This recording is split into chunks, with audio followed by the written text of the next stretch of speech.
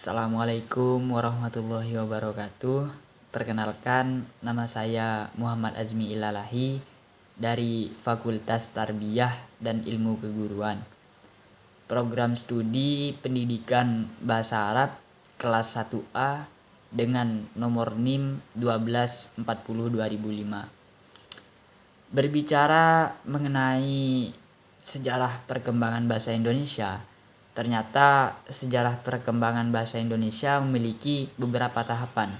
Yang pertama, bahasa Melayu sebagai bahasa perhubungan, bahasa Indonesia sebagai bahasa pemersatu, bahasa Indonesia sebagai bahasa resmi negara, dan bahasa Indonesia sebagai bahasa internasional. Tapi mungkin di sini saya ingin menjelaskan lebih detail tentang bahasa Melayu sebagai bahasa perhubungan.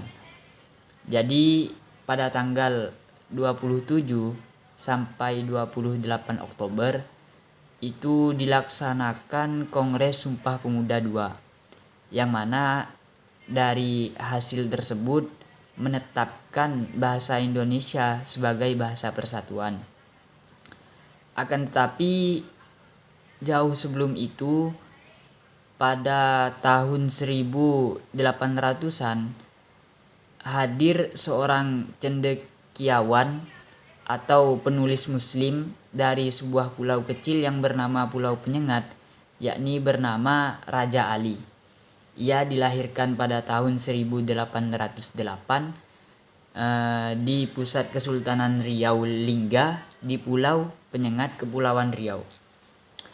Jadi bahasa Melayu sudah menjadi bahasa dasar atau bahasa perdagangan di pelabuhan dagang yang digunakan oleh para pedagang pada masa itu.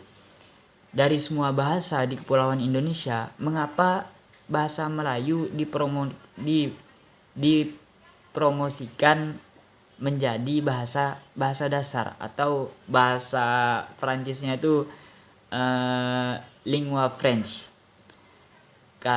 Jadi bahasa Melayu digunakan para pedagang sambil menunggu persediaan lengkap. Para pedagang harus berusaha dengan penduduk berbahasa Melayu untuk mencari persediaan, dan tentu saja membutuhkan cara untuk berkomunikasi dengan mereka. Terus alasan bahasa Melayu dijadikan bahasa dasar nasional adalah karena sistemnya yang sederhana dan juga bahasa Melayu sangat mudah untuk dipahami.